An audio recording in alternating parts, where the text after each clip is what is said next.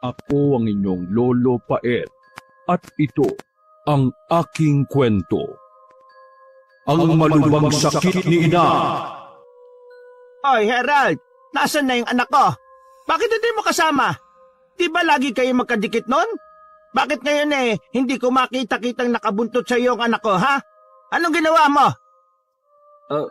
Henry po, tita. Ako po si Henry, hindi po Herald. Ay, ganun ba? Napakamot naman ng ulo si Aling Carmen. May pagkaulyanin na kasi ang matanda at habang tumatagal, palala na ng palala ang sakit nito sa pag-iisip. Kaya sinasagot din ni Henry ang nobyo ng anak nito na si Carmina nang sa gayon maging aktibo pa ang utak ni Aling Carmen at hindi natutulala. Minsan kasi nauhuli ni Henry ang matanda na nakaupo, nakatitig sa kawalan. Tapos bumubuka-buka ang bibig. Tila may kinakausap. Kalimitan din itong may binabanggit na 2 pangalan. Pakiwari ni Henry, may nakikita ang matanda na hindi niya nakikita. Kapag yung isa, tinatawag ni Aling Carmen, napapangiti ito at di kalaunan ay natatawa. Habang yung isang pangalan naman, kapag natatawag, pinapalayo na matanda. May takot itong nararamdaman na tila banta sa buhay. Pero sa kabilang banda, nauunawaan naman yun ni Henry dahil may sakit nga si Aling Carmen dulot ng katandaan. Nahihiwagaan lang siya sa weirdong ikinikilos ng magiging biyena niya kung sakali. Marami pa siyang dapat malaman tungkol kay Aling Carmen na ang makakasagot lamang ay ang nobya niyang si Carmina. Iginiit ni Henry kay Aling Carmen kung ano ang pangalan niya. Opo, tandaan niyo po ha, ako po si Henry. Henry po. Paulit-ulit niya pa sa matanda upang mas maintindihan. At saka, huwag po kayo mag-alala sa anak niyo. May dinaanan lang po yun. Wala rin naman po akong ginagawa. Papunta na rin po yun dito, kaya hintayin na lang po natin ha. Huwag ka po mag-alala. Ay, huwag mong pagtatakpan ng anak ko, Eric. Aba, sinasabi ko sa iyo, kilala ko yung anak ko. Nasa po ni Henry ang noo nang tawagin na naman siya ni Aling Carmen sa ibang pangalan. Tita, Henry po, Henry. Bakit lagi niyo ba akong tinatawag na Herald o Eric? Henry po, okay? Henry po, tita. Napabuntong hininga muna siya bago muling ituloy sagutin ng mahinahon ang matanda. Promise po, hindi po talaga tita. Sandali lang yun, may dinaanan lang, paparating na yon. In less than 5 minutes sigurado nandito na yon. Oh, 5 minuto na, bakit wala pa? Hala, ang bilis naman. 5 minutes po ang sabi ko, hindi 5 seconds. Tita naman oh. Basta, wait ka lang po dyan. Ang tagal kapag ako talaga niloko mo. Tumitig si Aling Carmen sa malaking orasan, saka matagal na nag-isip. Teka, sira ba yung pendulyo natin? Ayaw gumalaw. At makita ko naman kung tama ang oras na pinagsasabi mo sa akin. Baka dinadaya mo ako, ha? 3 minuto pa po, tita. Parating na rin po si Mina. Ito sa wristwatch ko, dito na lang po kayo tumingin. Hindi po ito naglolo ko. Kalabo-labo ng mata ko, Eric Yan pa yung gagawin kong basihan ng oras. Teka, nasa na nga ba yung antipara ko? Saan na ba yun? Itinuro niya ang salamin sa mata ng matanda. Tita, ayan o. Nakasabit lang sa pagitan ng damit ninyo. Ay, oo nga pala. Teka, nakakalimang minuto na ba? Sigurista ka talaga, tita, no? 4 na minuto pa lang po. Tita naman, oh. Ay, malapit na pala. Nasa na ang anak ko? Napailamos na lamang sa mukha si Henry dahil sa makulit na matanda. Ay nako, di yata ako makakatagal sa nanay ng girlfriend ko na ito. Hindi ko alam kung paano napagtsatsaga nito ni Minnie. Ilang saglit pa, nakarinig ang dalawa ng pag-ingit na pagbukas ng tarangkahan. Napalingon sina Henry at Aling Carmen sa gate. Iniluwano ng magandang nobya ni Henry na si Carmina. Napalukip-kip naman si Aling Carmen at mataray na sinalubong ang anak. Ah, bakit ngayon ka lang? Mano po, inang? Ay naka, huwag ka magmano. Sagutin mo ko. Bakit ngayon ka lang? Si tita naman, no? Sinesermonan kagad ng anak eh. Umabot naman ng 5 minuto, di ba? Sinabi ko kanina yung pagdating niya. Sinalubungan naman siya ng halik ng babae. Mwah! Kamuntikan ka nang hindi umabot ng 5 minuto. Tamo, malalagot ka na sa inang mo. Hindi ka ang kausap ko, Eric. Di naman kita anak eh. Pero ako naman ang magiging future manugang nyo eh. Tse, hindi ka bagay sa anak ko. Inang, mag-relax ka nga. Huwag ka nga mag-alala sa akin. Heto oh, safe na safe ako. Kasama ko naman ang Henry ko eh. Nagningning ang mga mata ni Carmina sabay tingin sa kanya na waring kinikilig. Oo nga po, tita. So relax lang po. Safe! Sipsipin mo mukha mo! Eh mas nauna pa nga siyang nakauwi dito kaysa sa'yo eh. Nga hindi nga kayo magkasabay. Sasabihin mo safe? Teka, saka nga ba nagpunta sa loob ng 5 minuto na yon, anak? Tapatin mo nga ako. Sandaling-sandali lang po yun, inang. May binili lang po ako. At gawain ba yun ng matinong lalaki? Naiwan ng kababaeng tao sa ganitong 10 oras na ng gabi? Eh, ako na po muna ang pinauna ni Mina, tite. Palusot pa niya. Nagagalit po kasi siya sa akin kapag hindi nakabili ng alahas ng galing sa pera ninyo. Aray! Nakaramdam si Henry ng pagkurot sa tagiliran. Umigik sa sakit ang lalaki at pilit ng nginitian naman ni Carmina ang ina. Ibig po niyang sabihin, Henry, pera ko. Ay nako, delikado yun, anak. Nakakamatay. Aanhin mo naman ang ahas. Inang, anong ahas? Alahas po, tita. Alahas po. Ano ka mo? Alahas po, inang. Oo nga, aanhin mo nga yung mga yon. Malamang po, inang, ikukoleksyon. Alam mo naman, borloloy girl ako. Hindi ako mapakali kapag walang mga alahas na nakasabit sa katawan ko eh. Sosyal kaya ako. Di gaya ng ibang mga kapitbahay natin. Eh kay mahal-mahal ng ahas. At delikado pa. Naihilamos ng babae ang kamay sa muka sa frustration sa ina. Alahas na po, nay eh. Jewelries po sa English. Ah, alahas. Ba't hindi mo naman sinabi kaagad? Itinama ko na nga po kayo kanina pa eh. Teka, nagsikain na ba kayo? Kumain ka na ba, anak? At ikaw, Herald? Tita Henry po. Tatawagin ko lang yung kasambahay natin, ha? Hoy! Lorenciana! Lorenciana! Bagal-bagal kumilos. Bilisan mo! Narinig naman ng magkasintahan ng matinis na boses ng kanilang baguhang katulong na si Florenciana sa loob ng bahay. Ay, ma'am! Ay, teka lang po! May iniinit lang po! Nandyan na po ako! Ay, nakabilisan mo! May pag-uutos ako sa'yo! Ay, heto na po! Ay, saglit lang! Ay, nandyan na po ako! Muli ulit sumigaw ang matanda upang tawagin ang dalaga na nasa loob. Lorenciana! Ay, opo! Heto na nga po! Ay, nako! Ba't ba ang kulit ng matandang ito? Kaya bagal-bagal! Bakit ngayon ka lang? Ma'am, wala pa naman 1 minuto, oh! Nandito na kagad ako! Ano ba yan? Parang hingal kabayo naman ang dalaga na tumakbo pa para harapin ang matandang amo. Nabibiloso ba ka pa? Hindi po. Tansyado ko naman ang bawat kilos ko eh. Hindi pa rin maawat ang paghingal nito. O siya, paghain mo ang anak ko ng paborito niyang pagkain. Ano pong paborito niya, ma'am? Sabay tingin sa babaeng amo na si Carmina na kasalukuyang kausap ang nobyo na si Henry.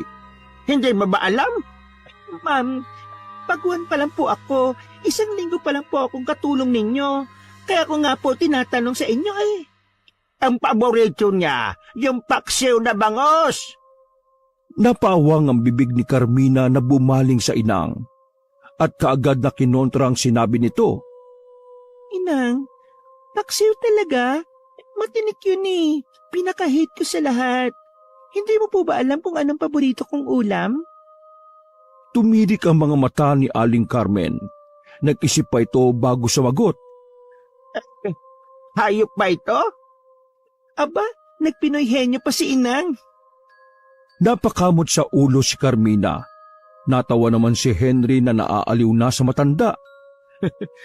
Pwedeng hayop. Kinakain din yun.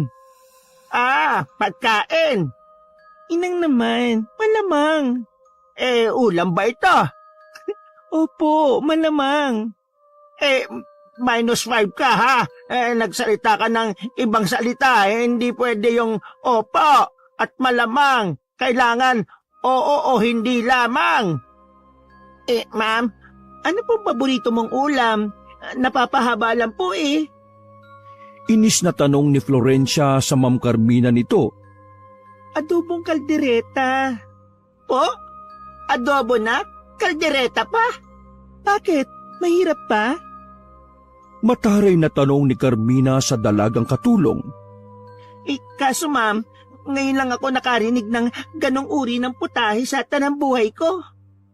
Pues, Florenciana, ito na ang kauna-unahan mong beses na makakapagluto ka ng ganong klaseng pagkain. Ma'am? Bakit? Hindi mo ba kaya? Umarko ang kaliwang kilay ni Carmina. Tinarayan na nito ang bagong katulong. Ma'am, hindi ko po alam kung ano mga sangkap ang pwede dyan. Malamang no, sangkap ng adobo at kaldereta. Ang ibig ko lang pong sabihin kung paano po ito lulutuin. Di, pag-aralan mo. Kaya ka nga namin tinanggap bilang katulong sa bahay namin na to para pagsilbihan kami at hindi para turuan ka, di ba? Ma'am naman, hindi naman kasi lahat ng katulong kaya yung pinagagawa nyo. Aba, wag mong gaganyanin ang pagsagot sa anak ko, ha? Malilintikan ka talaga sa akin. Sumingit na sa eksena si Aling Carmen at pinagtanggol na ang anak. Doon naman natameme si Yaya Florenciana. Teka, huwag kayong magtalo. Sige na, mahal kong Mina. Ako na lang ang magluluto. Ha? Hindi naman ikaw ang inuutusan ko, mahal. Ako ang nakakabisado paano ka ipagluto ng masarap na putahe. Talaga? Ipagluluto mo ako, mahal? Oo naman no. Di ba nga, nung nanliligo ako sa iyo ipinagluluto kita ng adobo at kaldereta? Oo. Kaso ano? Kaso magkahiwalay yun. Gusto ko ng combination. Pumalatak siya sa sinabi ng nobya. Ano ba yan? Wala ka bang tiwala sa akin, mahal? Ako na yan. Kayang-kaya ko na yan. Totoo ba? Kaya ko nga sa katulong namin ipinagagawa para siya na lang ang magluto para sa akin. O bakit? Ayaw mo bang matikman yung luto ng future husband mo? Kahit gawin ko pa sa iyo yung palagi, hindi ako magsasawang paglutuan ka, no? Araw-araw kitang pagsisilbihan, Mina ko. Namula ang magkabilang pisngi ni Carmina. Sus, huwag mo nga akong banatan ng mga corny mong linyahan Hindi na benta sa akin yan, no? Naitirik pa ng babae ang mga mata. Pero hindi nagsisinungaling ang dalawa mong pisngi, mahal. Ha? Bakit? Ay nako, tumingin ka sa salamin. Nangangamatis ka namumula yung mukha mo, mahal. Magkabilang hinawakan ni Henry ang magkabilang pisngi ni Carmina.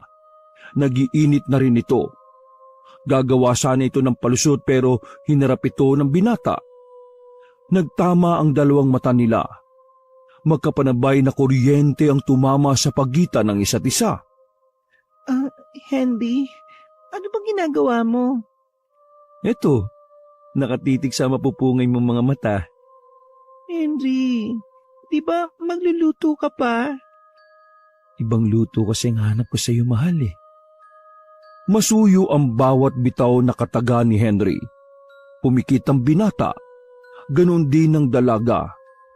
Magsasalubong sana ng mga labi ang dalawa nang pumagitna ang matanda. Hay! Dito pa kayo gagawa ng milagro. Respeto naman sa akin, ah. Napamulagat ang magkasintahan sa pag-awat na iyon ni Aling Carmina. Hindi nila namalaya na dahil sa bugso ng kanilang damdamin sa isa't isa, nasa harap pala silang dalawa na matanda at ang dalaga nilang katulong. Nag-iwas ng tingin sina Henry at Carmina. Seryoso naman ang itsura ni Yaya Florenciana habang si Aling Carmen umuusok na sa galit. Kayo talaga mga kabataan, masyadong mapupusok. Inang, hindi na po kami may tuturing na kabataan, no? Nasa tamang edad na po kami para mag-asawa. Hindi ko hinihingi ang opinion mo, Carmina. Sige na, pumasok ka sa loob. At ikaw, Herald. Henry po. Eric. Naitalpak na lang ni Henry ang kamay sa mukha at umiiling. Henry po, sabing Henry. Basta, umalis ka na rito sa pamamahay ko. Ngayon din. Pero ipagluluto ko pa po siya ng adobong kaldereta. Basta, umalis ka na rito sa pamamahay ko. Ngayon na. Pero tita, ipagluluto ko pa nga po siya ng adobong kaldereta. Ay naka, ako na lang ang magluluto. Pero tita, ipagluluto ko pa po siya ng adobong kaldereta. Hay, ano ba? Para kang sirang plaka. Paulit-ulit.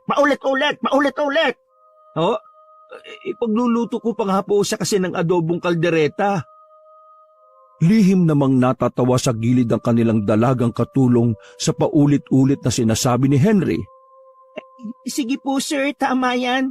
Ipaglaban niyo po ang inyong karapatan upang makamtan lutuin ang inaasam na adobong kaldereta ng inyong napupusuan. Hay, Florencia! At mas kampi ka pa talaga sa lalaking yan.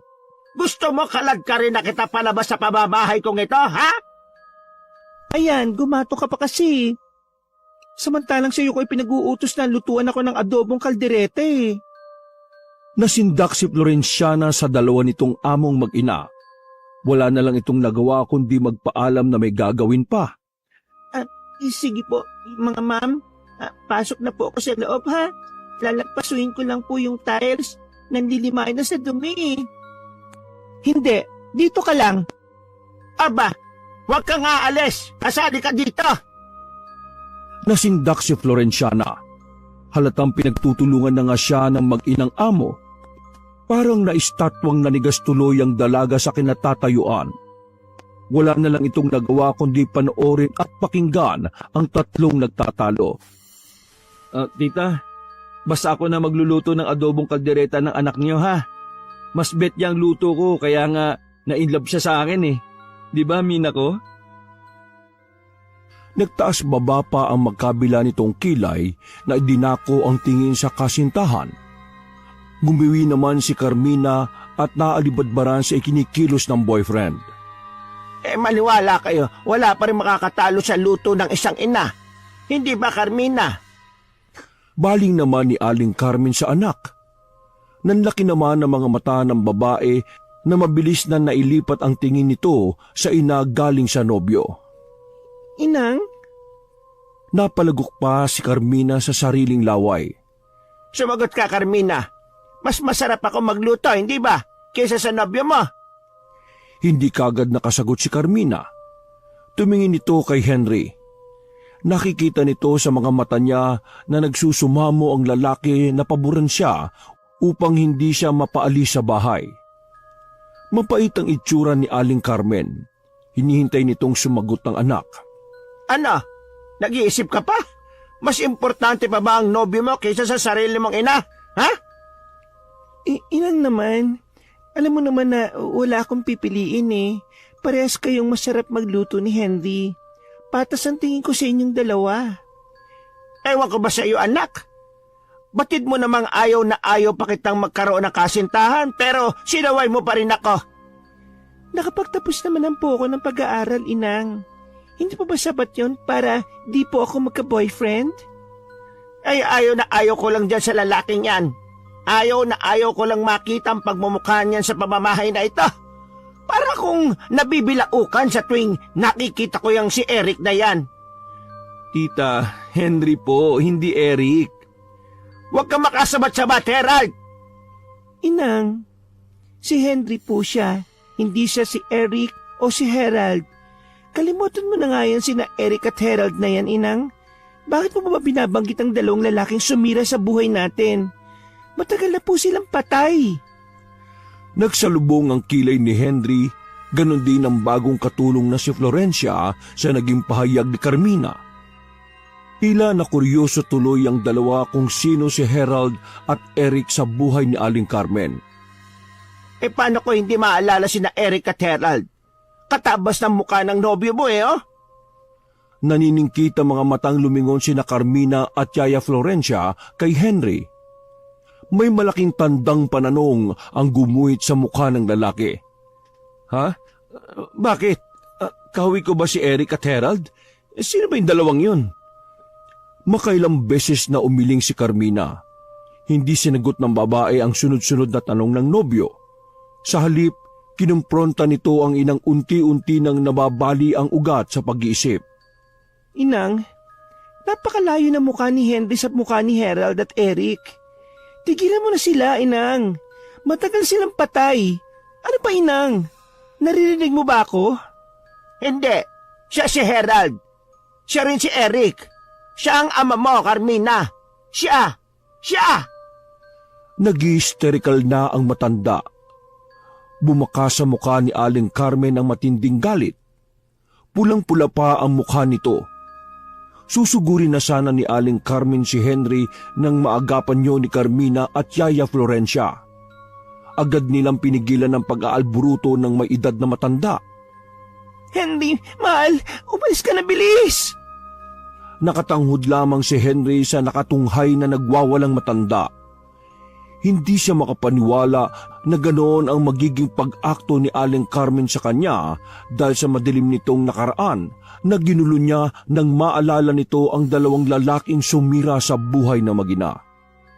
Ma'am, napakalakas po ng inang ninyo. Paano po natin siya mapapahinto? Hawakan mo siyang mabuti, Florenciana. Huwag mong bibitiwan kahit na anong mangyari. Mahal? Bilisan mo, Henry. Tumakbo ka na. Hindi namin kakayanin ito. Bilis!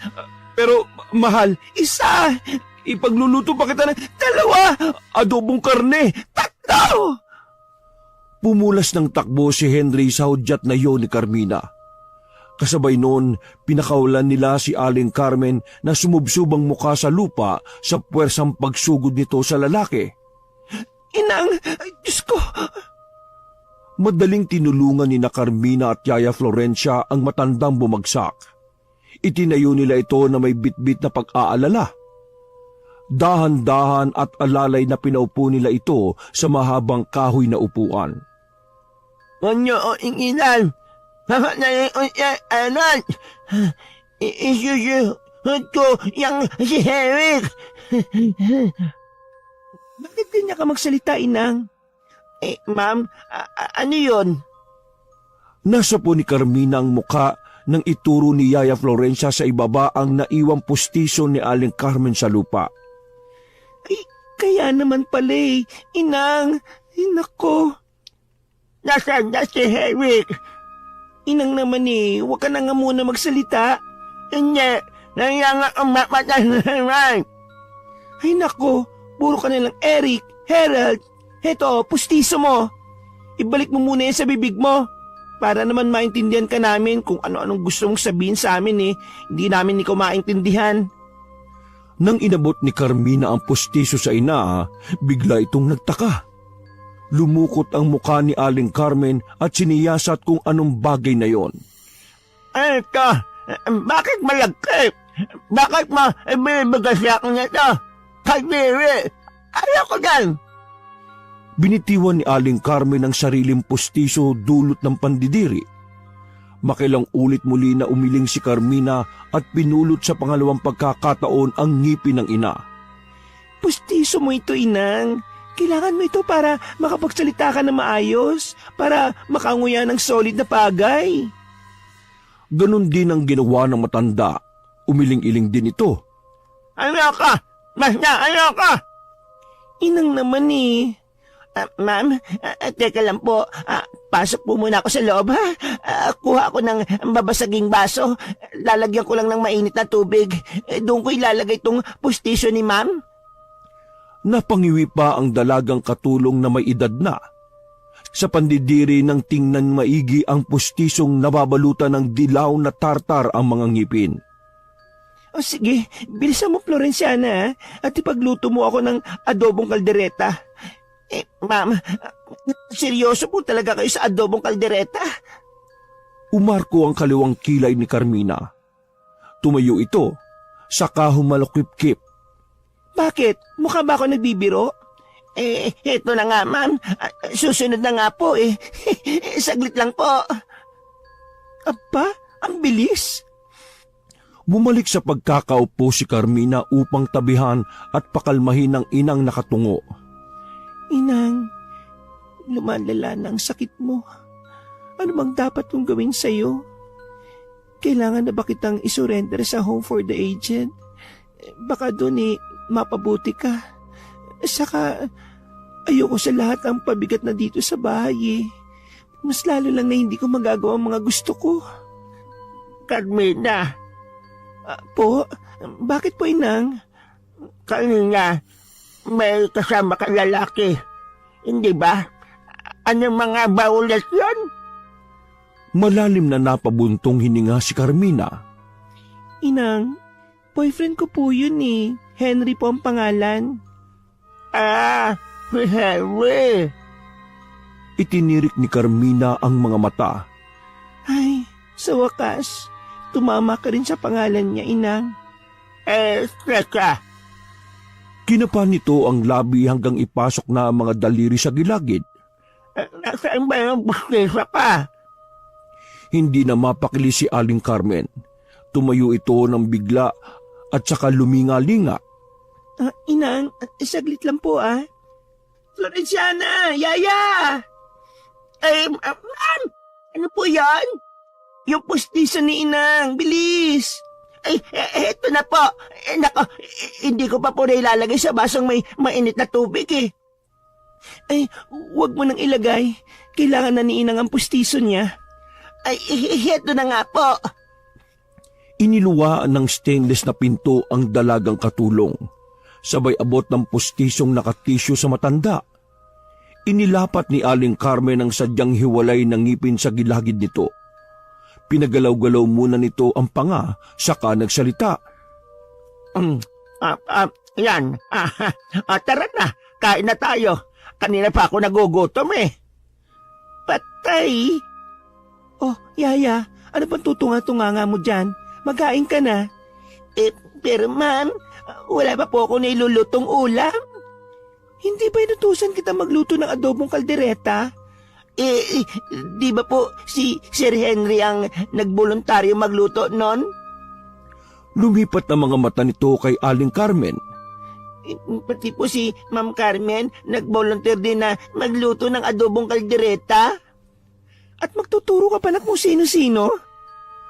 Tuluyan ng nagtaray si Carmina. Dapat po ma'am, kanina pa nagsabi na ako talaga na magluluto. Nasayang po tuloy ang oras. Ba't mangangatwirang ka pa? Kung palayasin kaya kita ngayon? Kabago-bago ko pa lang po, ma'am. Palalayasin niyo na po ako. Pwede naman yan, hindi ba? Marunong ka pa sa akin. Sorry po, ma'am.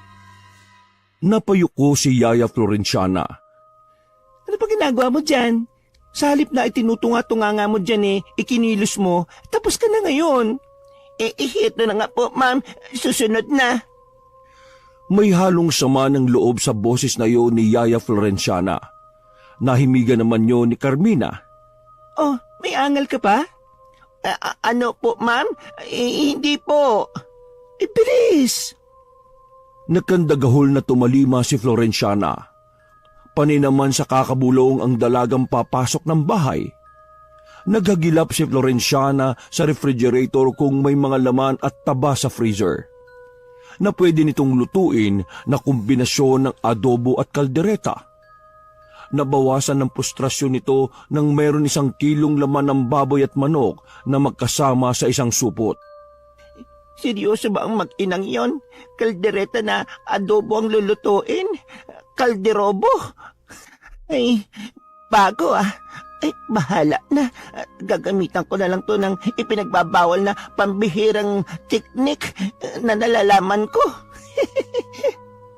Sinimulan ng lutuin ni Florenciana ang kalderobo na nirequest na lutuin ng amo nitong si Carmina mula sa madaliang paraan. Hinanda na nito ang mga sangkap. Dinig na dinig naman itong nagrereklamo na ang babaeng amo kaya wala itong nagawa kundi paulit-ulit na sinasagot na sandali lang. Habang isinasagawa ang putaheng gusto nito, pinaandar na ni Yaya Florenciana ang kalan. Namukadkad ang apoy sa kalan habang iniinitan ang puwetan ng kawali.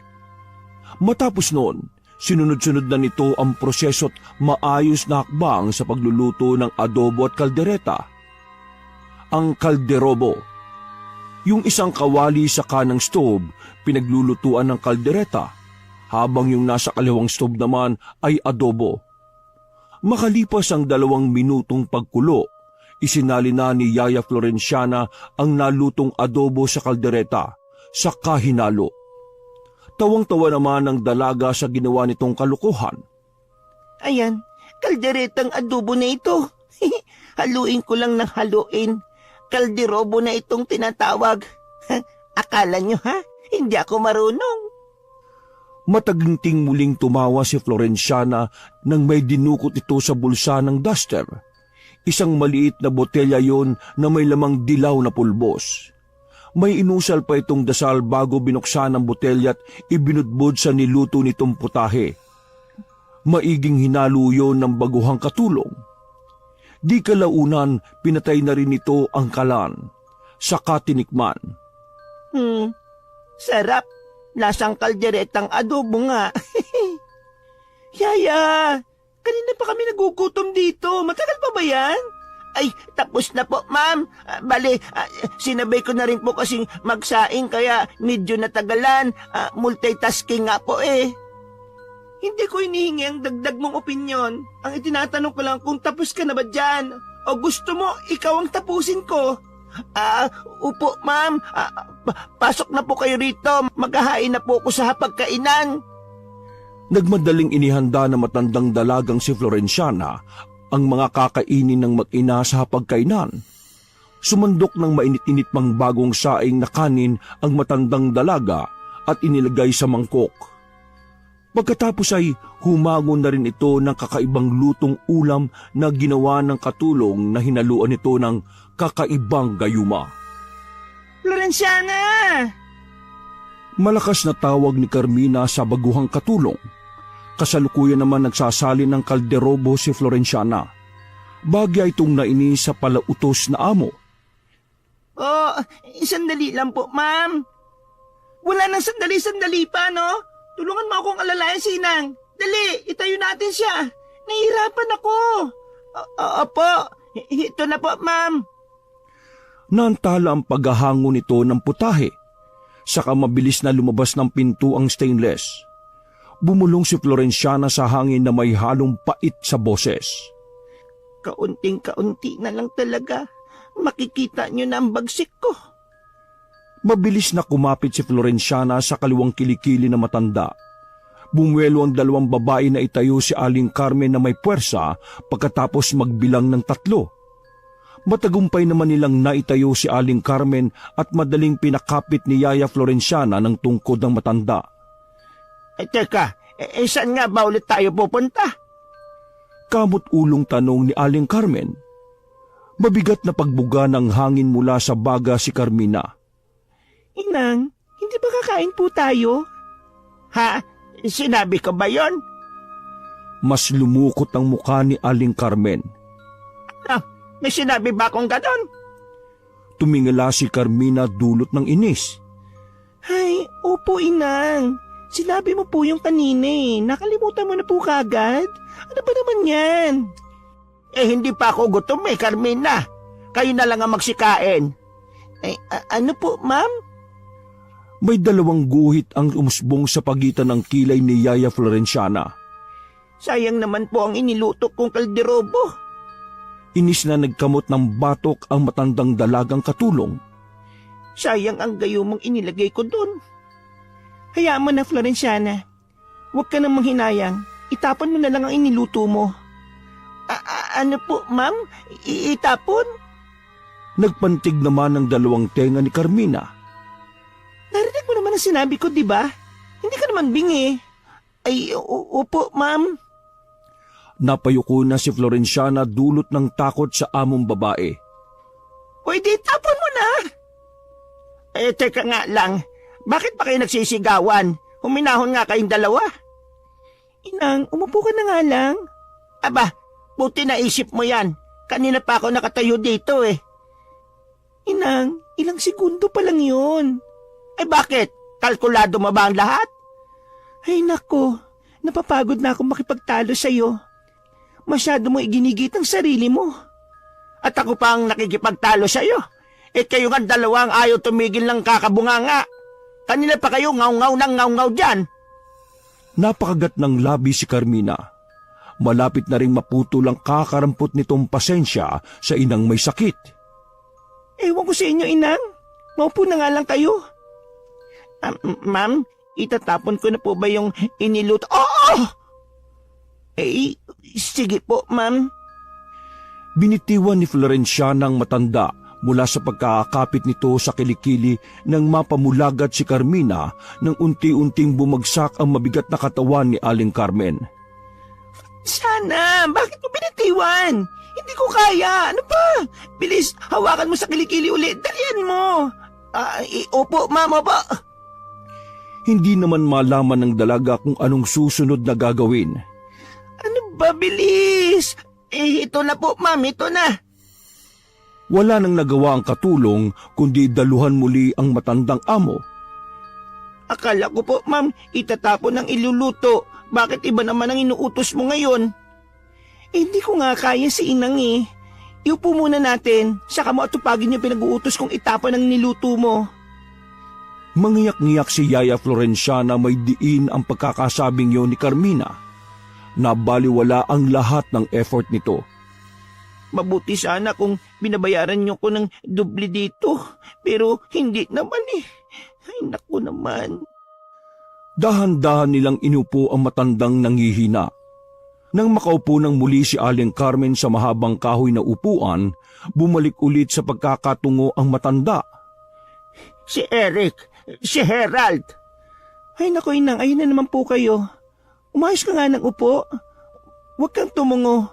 Mas lalo kang hapuin yan Matigas na saad ni Carmina sa inang na matanda. Anak, nakita ko si Eric at Herald. Ay nako, lagi mo na lang sinasabi yan. Patay na nga po sila. Wala na si Eric at Herald. Wala na yung taong bumaboy sa'yo. Kaya pwede ba... Ma'am, excuse me po. Itatapon ko na ba yung... Ay nako, Florenciana. Isa ka pang nagtatanga-tangahan Sinabi ko na kanina, matapos nating maiupo si Inang di ba sa upuan, saka mo atupagin ang pinag-uutos ko sa'yo. Ay, ayan na naman kayo Nagsisigawan na naman kayo. Ano ba? Magsitigil na nga kayo. Tinakpan ni Aling Carmen na magkabila nitong tenga. Sigaw lang ito ng sigaw. Ayaw paawat. Parehong tumahimik naman sina Carmina at Florenciana. Pinandilatan ni Carmina ang matandang dalagang katulong kaya mabilis na itong tumalima upang sundin ang pinag-uutos ng amo. Nakita ko si Herald at Eric.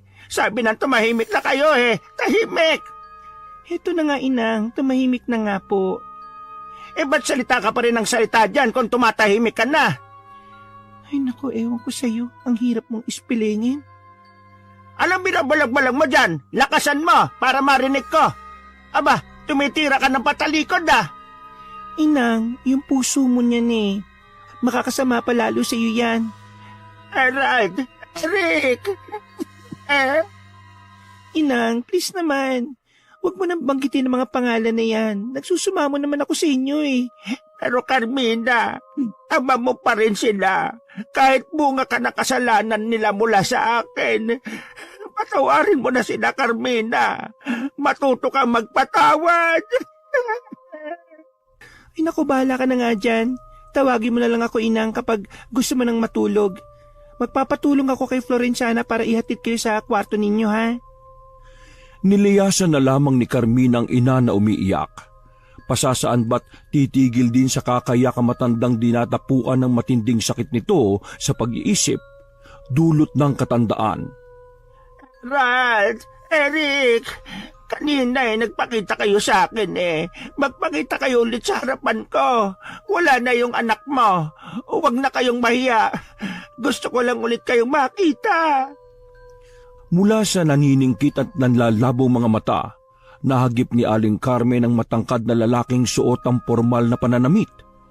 Nakatuksido ito, habang may mahabang itim na pantalon na tinernohan pa ng itim na makintab na sapatos. Eric? Namilog ang naniningkit nitong mga mata sa pagkamangha ng masilayan ng lalaki. Ikaw nga, Eric! Nakangiti sa matanda ang may itsurang lalaki na nakapagkit ang matamis ng ngiti. Ilang saglit pa, bigla na lang naglahong parang bula ang lalaki. Lumingalinga naman si Aling Carmen. Tulirong-tulirong hinanap ng naniningkit nitong mga mata si Eric.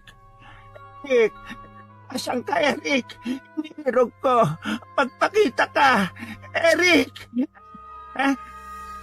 Hindi na ituloy ni Aling Carmen ang susunod na sasabihin nang mahagip naman ito ang isa pang matangkad na lalaki rin na nasa bukana ng tarangkahan. Herald? Kahawig nito ang naunang lalaking nakita ni Aling Carmen na si Eric.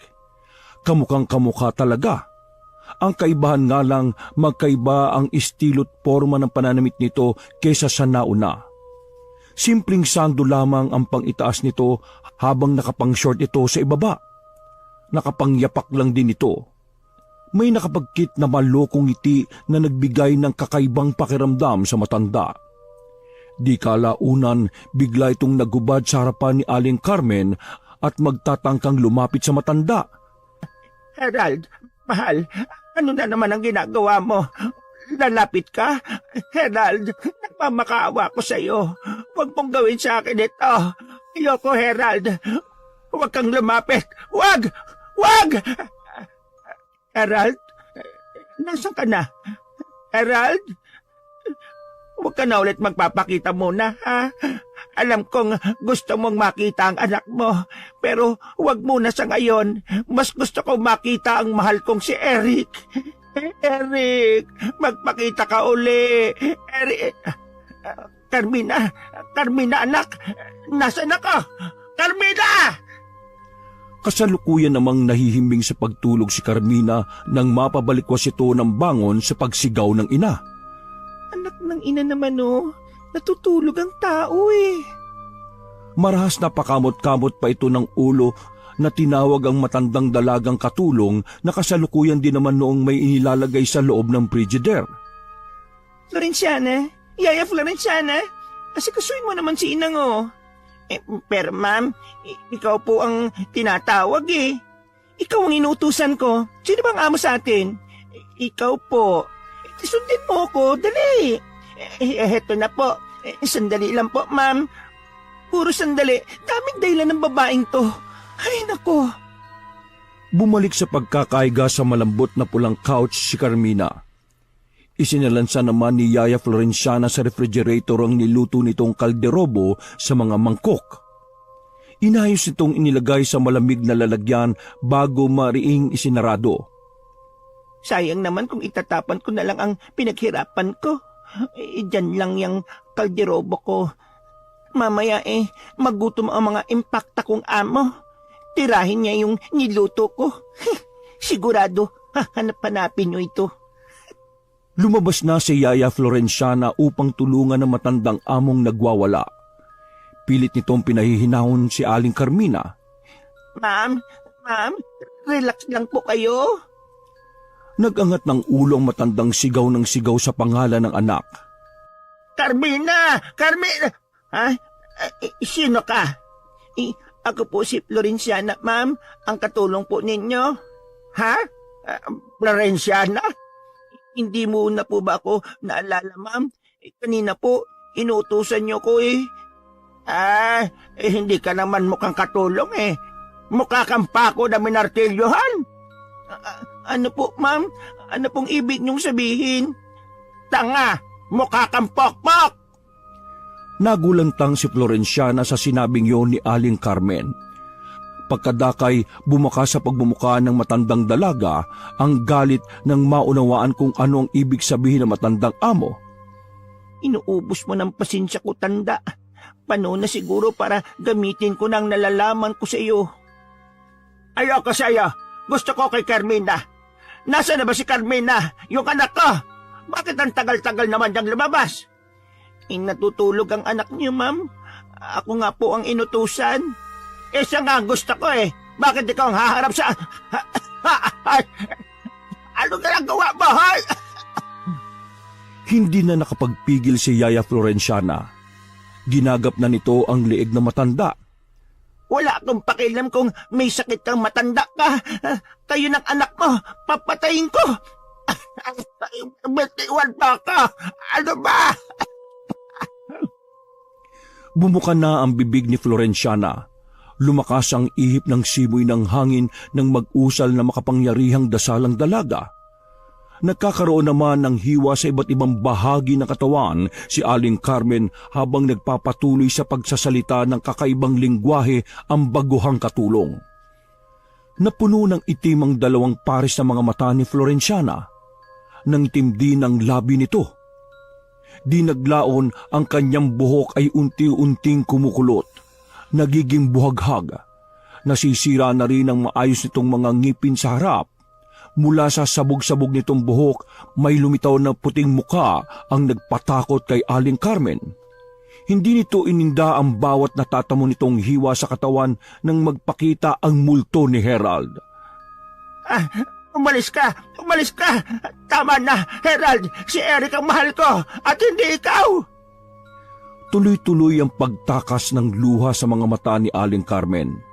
Nabahiran ng pagtataka si Florenciana nang hindi na tumatalab ang harapang pangungulam sa matandang amo.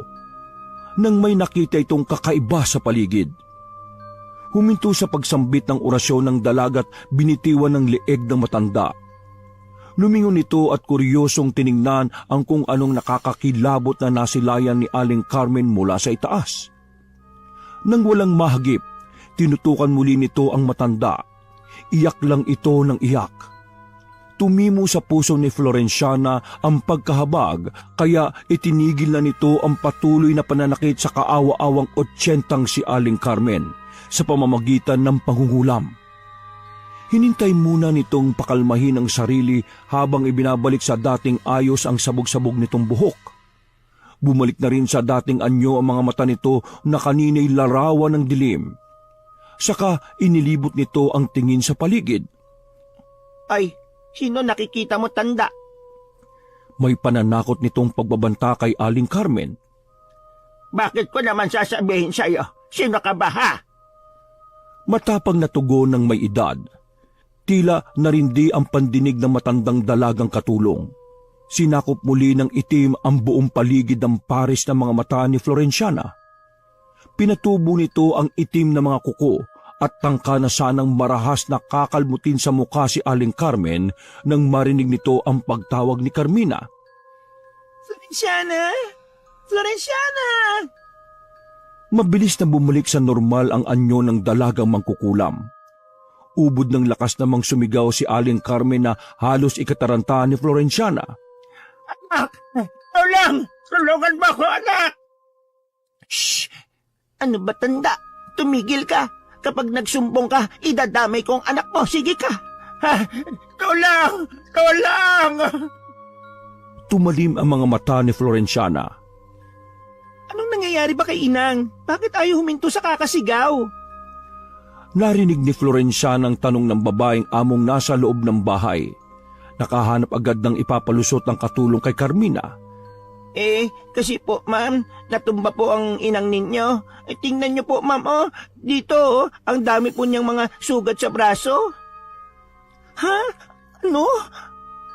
Mabilis na lumabas si Carmina. Gulat na gulat ito ng datna ng naging kondisyon ng ina. Diyos ko, anong nangyari sa inang ko? Bakit ganyan? Hindi ko po alam, ma'am. Nadatnang ko na lang pong may mga hiwa siya dyan. Ma'am, pakiramdam ko po sinasaktan ng itim na kaluluwang demonyo ang inyong ina. Pagsisinungaling ng katulong. Ano? Upo, ma'am. Grabe po. Narinig ko po kay ma'am ang pangalan pong Herald. Paulit-ulit. Yung po panigurado ang nananakit sa inyong inang. Ay, anong gagawin natin? Wala po kong alam pagdating sa ganyan, ma'am. Pare. Saad ni Carmina nang maisip kung sino ang pwedeng paghinga ng tulong upang mapalayas ang mga masasamang kaluluwa na nambubulabog sa bahay nila. Po, ma'am? Hindi naman malaman ni Florenciana ang gagawin ng marinigang sinabi ng amo. Animoy natatakot sa kung anong maaaring mangyari. Tatawagan ko si Henry. Kilala niya yung magaling na pari dito sa ating lungsod. Ay, talaga po, ma'am? Oo, kailangan na nating mapalis ang demonyong gumugulo sa inang ko sa lalong madaling panahon. Ayoko na may mangyayaring hindi ka nais-nais sa inang ko. Naaawa na ako sa kanya eh. Tinitigang maigi ni Carmina ang namumulat inaantok nitong inang. Halata nang napupuyat ito, dulot ng palagi itong may nakikitang kung ano sa paligid na hindi nila nakikita. Pinagtulungan muna ng dalawang dalhin sa kwarto ang matanda upang makapagpahinga. Nang masigurado nilang humihilik na si Aling Carmen sa pagtulog, saka na pinagpahinga ni Carmina ang katulong. Nagpasalamat naman si Florenciana at palihim pa itong tumingin ng masama sa babaeng amo. Dinukot na nito sa bulsa ng short niya ang cellphone. Tinipan nito ang numero ng nobyo, tapos ay tinawagan. Pangalawang ring lang ng aparato, sinagot kagad yun ng nasa kabilang linya. Boses agad ni Henry ang narinig ni Carmina. Oh, mahal, bakit? Kailangan ko ng tulong mo. Ano bang nangyari? Si inang kasi Alam ko na. Lumala na, no? Hindi yung sakit ni inang ang pag-uusapan natin dito. Ano? Kundi yung multo ni Harold o ni Eric. Herald o Eric? Isa lang ba yun? Yan yung mga pangalan na tinatawag sa akin ng inang mo, di ba? Oo, kasi nga, minumulto nga siya ng lalaking yon. Basta, wala nang marami pang tanong. Si Father Mike, di ba malapit lang dyan yung simbahan na pinaparokyahan niya? Baka pwede mo siyang kontakin. Kailangan lang talaga eh. Hindi ko alam kung may opisina pa sa ganitong oras na simbahan. Gabing-gabi na eh. Pwede bang ipagpabukas na lang natin yan? Tanong ni Henry na naghihikab na dulot ng maghapong pagtatrabaho nito sa call center na isinasagawa niya sa bahay. O sige, umaga, daan ka sa opisina ng parokya. Si Father Mike, alam kong magaling siyang exorcist. Mapapalayas niya yung mga kaluluwang yun sigurado. 100% akong sigurado na mapapalayas niya ang demonyong yun dito sa pamamahay namin. Oo na, sige. Bantay-bantayan mo si tita ha. Baka magsisigaw na naman yan eh. Lagi mo siyang damayan. Ako nang bahala para bukas. Sige, salamat. I love you. I love you too. Pinatay na ni Carmina ang tawag sa nobyo. Pinuntahan naman ng babae ang inang sa silid ni Aling Carmen. Sinilip nito kung natutulog ba ito. Naging panatag ang kalooban ni Carmina nang magtataas baba ang dibdib nito't mahimbing na natutulog. Subalit nahintakutan ng babae nang mahagip nito sa ulo na ng inang nito ang lalaking nakatuksido na nakaterno ng pantalong itim at ganun din ng sapatos. Narinig nito ang boses kaluluwa ni Eric. Hindi kami ang totoo niyong kalaban. Mag-ingat kayo sa kanya. Delikado siyang tao. Delikado siya. Hindi naman nagpasindak si Carmina. Wala itong katakot-takot na pilit nitong itinataboy ang nagpakitang multo. Inagaw ng babae ang kahoy na krus na hawak-hawak ng Santo Niño saka itinutok sa kaluluwa. Umalis ka! Sa ngalan ni Kristo aming Diyos, itinataboy kita sa ngalan niya! Narinig ni Carmina na nanaghoy ang kaluluwa ni Eric. Mukhang epektibo nga ang ginagawa ng babae kaya nag-usal ito ng alam nitong dasal na kabisado nito lalo na noong nagsisimula pa lang silang mangumunyon. Nakapikit na dinasal nito ang Ama Namin. Kasunod ang Aba Ginoong Maria. Sa pangatlong beses na ginawa yon ni Carmina, namayani na ang katahimikan sa kwarto ni Aling Carmen. Ibinalik nito ang kahoy na krus sa kamay ng Santo Niño. Nang tumalikod na ang babae, saka naman tumambad ang kamukha ni Eric na si Harold. Nakasando ito habang naka-boxer short lang. Ngising-ngisi ito kay Carmina habang nagnanasa ang tingin nito sa babae mula ulo hanggang paa. Kung hindi ako nagkakamali, ikaw ang anak ko, tama? Nilabas ng malokong multo ang dila nito at nilawayan ang paligid ng labi. Panay naman ang pag-atras ni Carmina habang palapit ng palapit si Harold sa babae. Huwag kang lalapit! Unti-unti na rin itong naghuhubad sa harapan ni Carmina. Ano kayang nasa ng sarili mong dugot laman, no? Sigurado, kakaibang karanasan. Wag kang lumapit, sabi! Wag! Mariing napapikit si Carmina. Minuto rin ang lumipas ng dahan-dahan nitong idinilat ang mga mata. Naigupo nito ang katawan. Pagod na pagod dulot ng magkahalong takot at kaba ang nararamdaman nito sa buong sistema. Unti-unting kinakain si Carmina ng sariling pangamba. Magpapahinga na rin ako. Tsak naman akong guni-guni ko lang lahat yun eh. Matatalo rin namin sila. Hindi na sila magpapakita dito sa bahay. Hindi na niya kami guguluhin. Hinding-hindi na. Natagpuan na lamang ni Carmina ang sariling naliligo sa pawis. Nagpalit kagad ito ng kamisetang bago at hinintay na madapuan ng antok. Kinabukasan, maaga pa lang, pasado 7:00, nagising na si Yaya Florenciana at si Carmina sa sunod-sunod na pagkatok sa tarangkahan. Ang matandang dalagang katulong ang nagbukas ng gate. Maraming salamat po, Manang. Ay, siya nga pala. Si Father Michael pala. Father Mike for short. Siya ang magbibless nitong bahay. Binati naman ni Florenciana ang matandang ministro sa simbahan. Hello po, Father. Good morning. Ganting bati rin ng matandang pari. Maupo po muna kayo. Tatawagin ko muna si Ma'am Carmina. Nandito na ako. Hindi mo na ako kailangan pantawagin. Ay, hello po, ma'am. Good morning. Nakayukong napahiyang saad ni Florenciana. Florenciana, pakainin mo muna yung boyfriend ko at si Father, ha? Magbabanyo muna ako. Gumuhit ang malokong ngiti sa labi ni Florenciana nang marinig nitong iutos yun ni Carmina. Ay, opo, ma'am. Ay, sige po. Madaling pumasok mula sa palikuran si Carmina. Sumunod na rin pumasok sa loob ang katulong at sumaglit sa dalawa. Kinuha nito sa loob ng refrigerator ang malamig na mangkok na may lamang kalderetang adobo na niluto nito noong nakaraan. Nahinaluan nito ng matinik na gayuma. Ininit nito yon upang ipakain kay Henry. Nang sa gayon, mahumaling ang boyfriend ng amo sa matandang dalaga. Sa ganoong paraan, madali na nitong mapapaghigantihan ang among mahilig mang-abuso dito na tila alila. Tingnan natin kung saan pupulutin yung boyfriend mo. Habang iniinit ni Florenciana ang kalderetang adobo na may sangkap na makapangyarihang potion para kay Henry, ininit naman nito mula sa kanang stove ang pakbet na niluto nito kinagabihan upang ihain sa paring si Mike. Subalit sa hindi malamang dahilan, biglang nakaramdam ng pagkulo ng tiyan si Florenciana. Parang may humawak na malamig na kamay sa balikat nito patungo sa tiyan. Hinimas nito ang pahapdi na napahapdi nitong tiyan. Nag-ihip-buga pa ang dalaga baka sakaling mailabas nito ang natural na kabag sa loob ng sistema nito.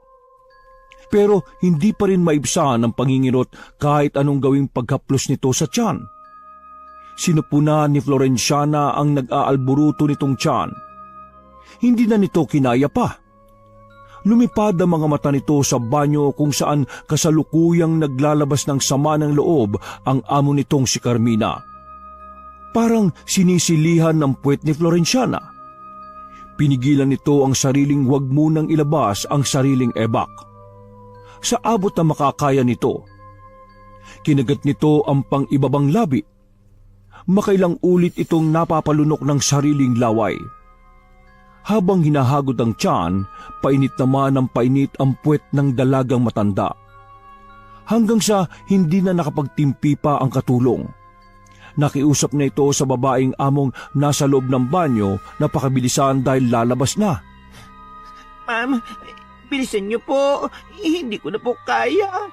Labas na po, ma'am. Sunod-sunod na pagkatok ang ginawa ni Florenciana, subalit matigas na tumugon si Carmina. Hindi pa ako tapos, no? Maghintay ka. Ay, ma'am, ang sakit na po ng tiyan ko. Parang pati laman loob ko po, ma'am, lalabas. Ma'am, parang ginigiling. Ay, nako, ngayon gaganyan-ganyan ka sa akin. Parang awa niyo na po, ma'am. Naitirik na lamang ni Carmina ang mga mata. Pinunasan na ng babae gamit ang wipes ang dulo ng puwet nito. Sabay flush ng toilet. Pagbukas ng pinto ng banyo, walang pakundangang pumasok na kaagad si Florenciana. Tinulak ng katulong palabas ang amo si Carmina. Nang maupo na ito sa trono, galaiting-galaiti si Carmina sa ginumangyo ng dalaga kasabay ng pagbagsak ng pinto ng CR. Bastos kang katulong ka, ha? Yari ka sa akin paglabas mo dyan. Teka, ano yung amoy na yun? Ay, ma'am, yung iniinit kong pakbet at kalderetang adobo dyan. Ay, ma'am, pakipatay po. Saad ni Florenciana sabay malakas na inire ang sama ng loob.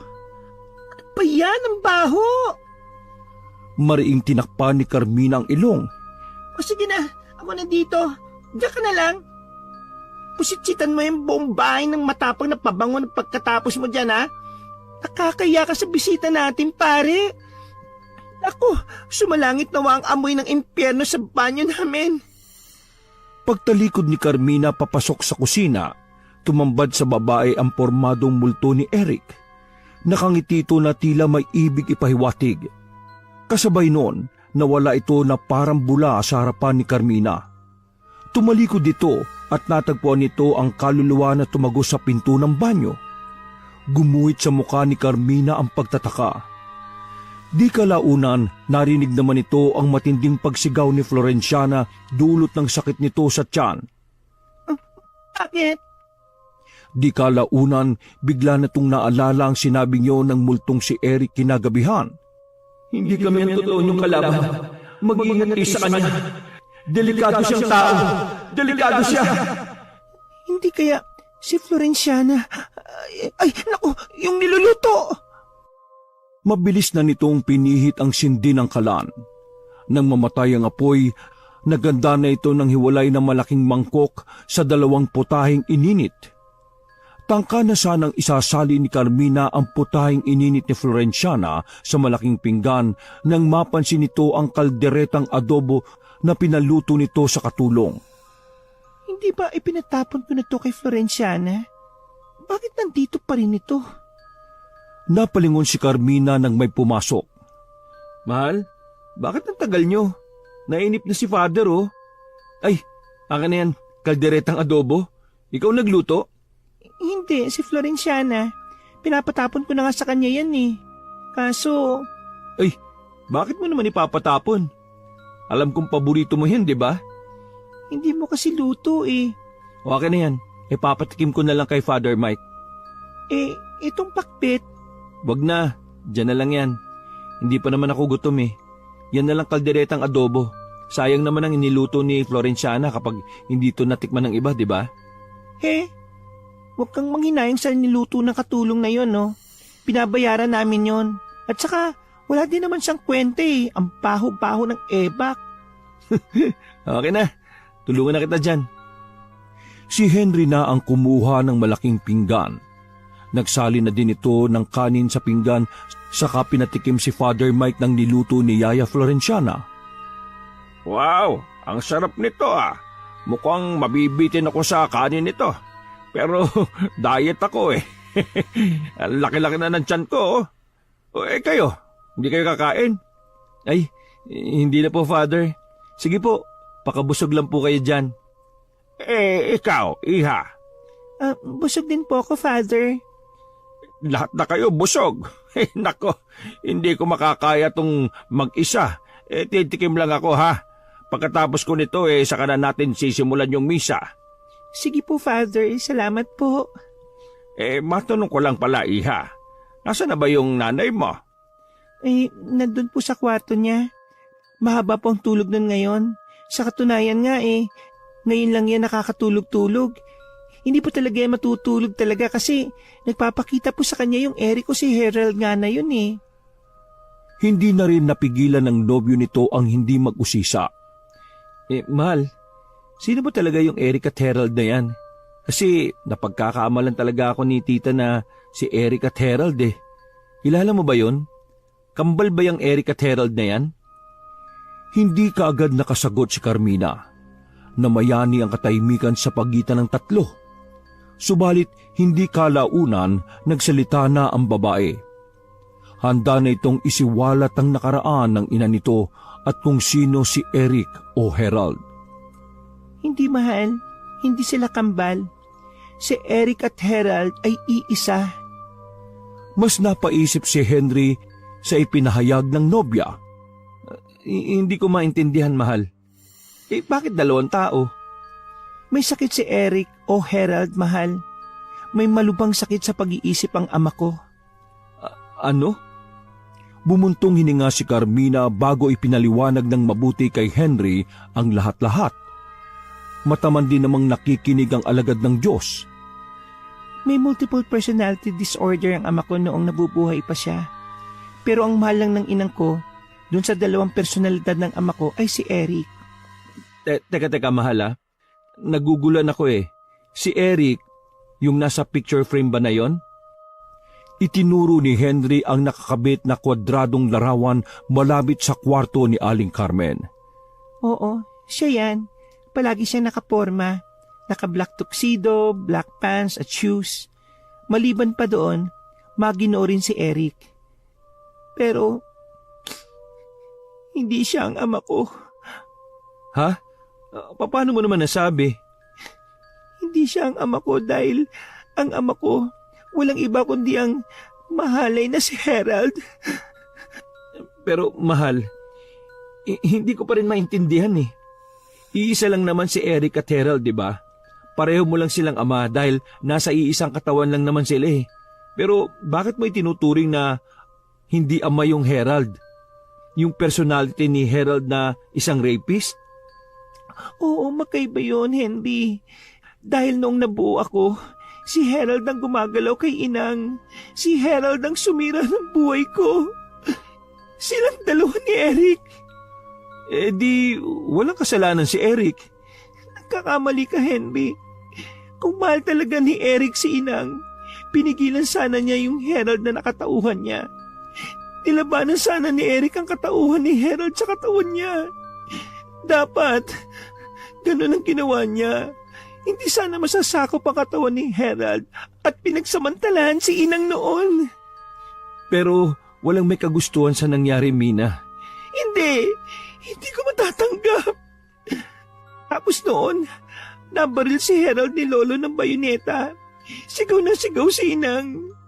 Hindi matanggap ni Lolo ang sinapit ni inang sa kamay ng mapangas na si Harold. Kaya, balak sanang ipalaglag ni Lolong pinagdadalang tao ni inang. Pero mas pinili nito na tumakas para mabuhay lang ako. Bakit? Bakit kailangan pa ako mabuhay kung ang ama ko ay isang demonyo? Doon na sumabad si Father Mike upang bigyan ng salita ng Diyos ang babae. Iha, may dahilan kung bakit ka buhay ngayon. May rason ng Diyos sa lahat ng mga nangyayaring ito. You're still blessed dahil kahit bunga ka ng hindi sinasadyang pagkakataon.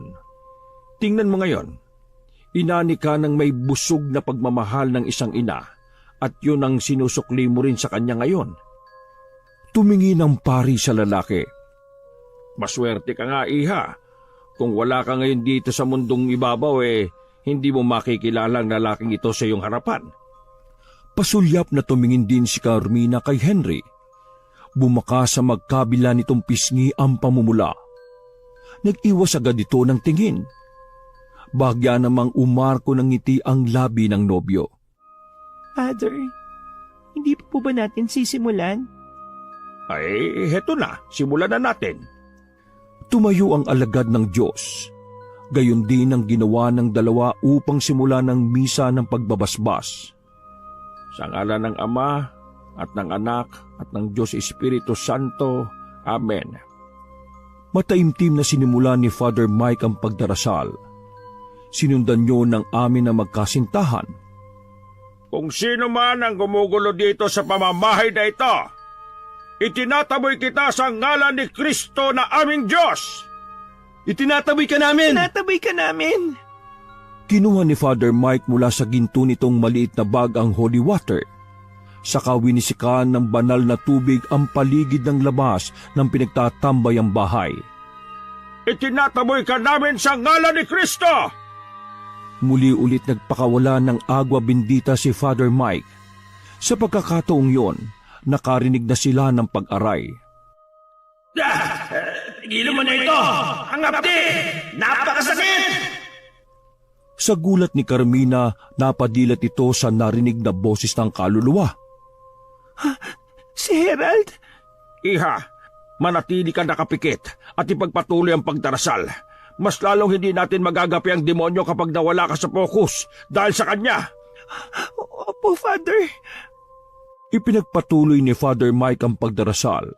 Makapangyarihan ang bawat katagang binibitiwan nito habang nagsasaboy ng likido ng Diyos.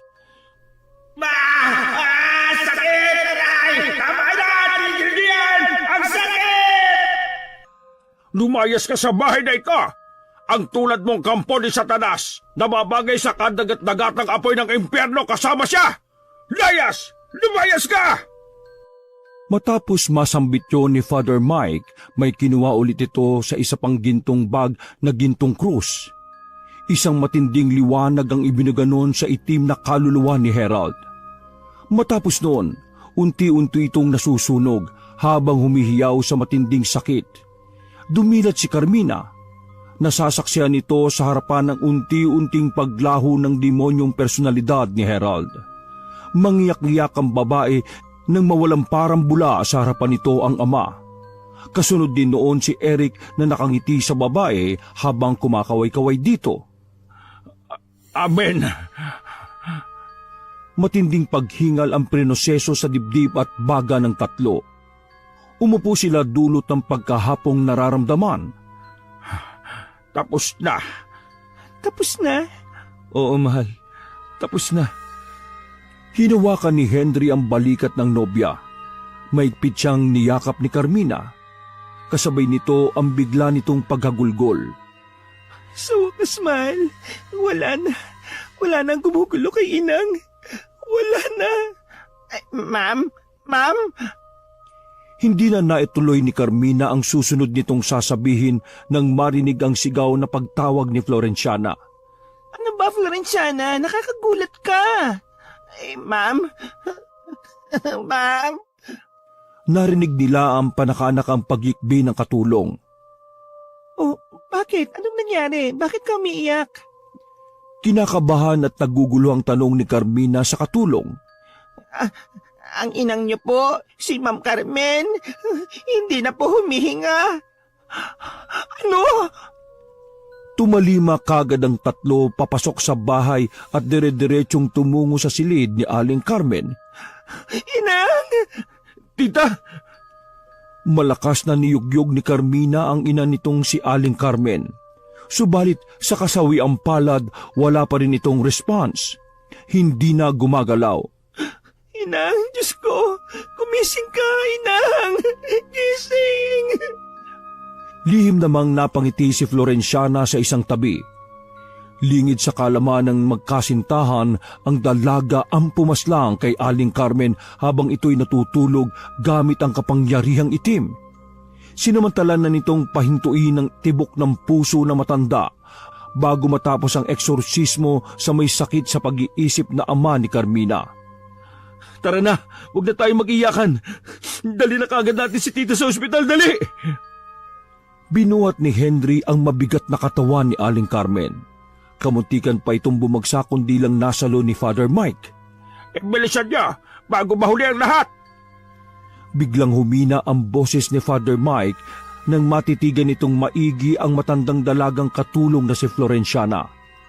Tumatalab na ang gayumang inihalo na matandang dalaga sa kalderetang adobong inilagay nito nung isang araw. Si Father Mike lang kasi ang tumikim sa putahing iniluto't ininit ni Florenciana. Kaya unti-unti nang sinasakop ang pari ng kapangyarihan nitong umibig sa nanggayuma. Father, bakit ka napatulala dyan? Father, bakit hindi ka gumagalaw? Hindi, sugunan natin sa ospital si Inang, bilis! Buong lakas na lamang binuhat ni Henry gamit ang mapuputok nitong bisig ang walang malay na katawan ng matanda. Samantala, parang tuod pa ring nakatingin ang pari kay Florenciana. Tangka na sanang sasama ang dalagang matandang katulong sa magkasintahan nang ikulong ni Father Mike sa bisig ang mapagbalat kayong mangkukulam. Father, ano pong ginagawa niyo sa akin? Bitiwan niyo ako? Ano ba, Father? Gusto mong makilala ang Diyos nating lumikha? Tara, sumama ka sa akin. Ay, ayoko, Father. Ma'am Carmina, Sir Henry, tulong! Henry, huwag na natin pansinin na mga yan. Ang mahalaga ngayon, maisalba natin si Inang. Tumango si Henry. Nagsisigaw siya sa mga kalapitbahay upang daluhan sila't maisakay sa tricycle para maisugod sa pinakamalapit na center si Aling Carmen. Pagdating sa maliit na pagamutan, inilipat kagad si Aling Carmen sa stretcher. Sinuri ito ng doktor doon. Pailing-iling ito habang hinaharap ang tibok ng puso ng matanda gamit ang stethoscope. Wala na ito. Isang oras mahigit nang wala ng tibok ang puso nito. Bakit ngayon lang naisugod? Pwede pa sana kahit 5 minutes lang eh. Dok, nakikiusap po ako sa inyo. Iligtas niyo po ang inang ko. Gawin niyo po ang lahat na makakaya niyo, mabuhay lang siya. Magtuturok na po kami ng pampatibok ng puso habang nire-revive po namin ang nanay niyo. Tango ng tango si Carmina habang magkahalong uhog at luha na ang tumutulo sa muka. Maigpit na hinagkan ni Henry ang babae. Wala nang tigil sa kakaiyak ang babae habang binobomba ang dibdib ng matanda. Inang, lumaban ka. Huwag mo kong iiwan, Inang. Parang awa mo na. Makalipas ang 10 minuto, itinigil na ng mga nurse at doktor na buhayin pa si Aling Carmen. Ikinalulungkot ko. Wala na po talaga. Makailang ulit na rin po kaming nagturok ng pampatibok ng puso pero huli na po. Wala na po talaga siyang pag-asa. Sandaling katahimikan ang namayani sa pagitan ng doktor, ni Carmina at ni Henry. Bago unti-unting rumihistro sa utak ni Carmina ang sinabi ng doktor. Paglabas ng medical staff ng center, doon na umalingaw-ngaw ang boses ng babae. Tumalima si Carmina at Henry. Walang kasing sakit ang pagpalaho na makita ni Henry ang kalagayan ng nobya. Habang mahigpit na niyayakap ang walang buhay na katawan ni Aling Carmen. Inang, bakit mo ko iniwan? Bakit, Inang? Sa unang araw ng burol ni Aling Carmen, nagdagsaan ang mga kapitbahay na nagpunta sa lamay na matanda. maraming nakapansin sa itsura ng matanda na maaliwalas ito. Pawang nakangiti at payapa lang na nakahiga sa loob ng kabaong. Alam mo, mahal, parang ginusto na rin siguro ni tita na magpahinga kasi nakikita ko sa kanya, nahihirapan na din siya sa sakit niya eh. Laging hinahapo, tapos minsan nakakalimot. Alam mo yun, at least ngayon, hindi na siya mahirapan pa. Pagbibigay ng pampalubag loob sa nagdadalamhating nobya na wala pa rin tigil kakaiyak habang hinihimas ang salamin ng kabaong ng ina. Pero Henry, hindi ko matanggap eh. Bakit di man lang siya tumawag noong mga panahon na nahihirapan siya? Ipagpalagay na lang natin, mahal, na hindi ka na niya tinawag kasi wala na siyang kailangan sa'yo. Alam niya ding napapagod ka na. Kaya habang abala tayo sa pagtalo sa itim na kaluluwa itinauna niyang tumakas sa katawan niya para hindi ka na mahirapan pa na makita siya sa ganong sitwasyon. Pero Henry, hirap na hirap ako ngayon. Hirap na hirap ang kalooban ko.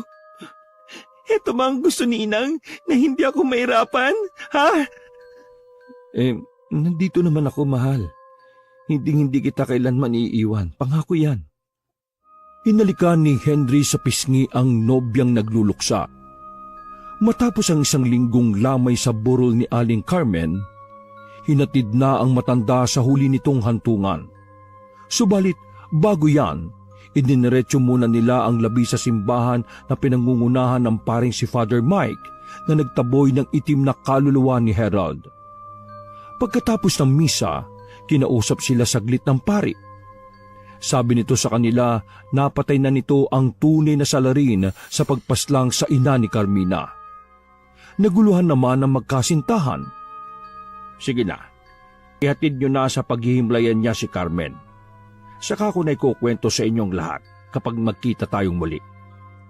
Wala na lang nagawa ang magkasintahan kundi sundan ng karo ni Aling Carmen patungo sa sementeryong paglilibingan na matanda. Tipid ng ngiting tumingin si Father Mike sa mga estatwang santo kasama ng mga maliliit na figurine ng mga anghel. Sa hilera ng mga banal na estatwa doon, may kulay itim na estatwa ang kahawig na katulong nila Carmina na si Florenciana. Lumapit si Father Mike doon at malokong ngumiti sa nanigas na babae. Hindi ko alam na magiging ganyan ka noong ipinasok kita dito sa tahanan ng Diyos. Wala akong kalam-alam sa buong pagkatao mo. Ano ka ba talaga? Bakit bigla kang naging estatwa? Kampon ka ba ng demonyo kaya ka nanigas ng ganyan? Hinawakan ni Father Mike ang makinis na binti ng estatwang si Florenciana. Sabay dila nito sa mga daliri sa paa. Pero alam mo ba, unang kita ko palang sa'yo nahumaling na ako. Kumuha pa ng maliit na upuan ang matandang pare upang sumampa at mahalikan sa labi ang gawa sa batong si Florenciana. Bumalik ka na sa dati. Para sa'yo, kakalas na ako sa pagiging pare para makasama ka. Kumuha ng iilang sampagita si Father Mike sa altar at puting rosaryo. Saka ikinuwinta sa lieg ng estatwa. O ayan, remembrance ko yan sa'yo. Bukas ulit ha. May misa ako, kaya diyan ka lang. Sabik na ulit ako na magkita tayo. Muli nitong hinalikan sa mabato nitong labi ang dalaga. Kapag kadakay, tumingin pa bago lumabas ng simbahan at ikandado ito. Ilang sandali pa, unti-unti namang nabibiyak ang ribulto ni Florenciana nang magliwanag ang puting rosaryo. Hanggang sa ito'y madurog ng pinong-pinot naging abo. Kagyat pa'y nilipad din ng hangin. Tuluyan ang nawalang parambula si Florenciana. Yon ay dahil sa pagkapusong mangkukulam ni Florenciana na hindi tanggap sa tahanan ng Diyos. Dahil sa maitim nitong budhi na walang awang pumaslang sa kaawa-awang matanda na si Aling Carmen. Wakas!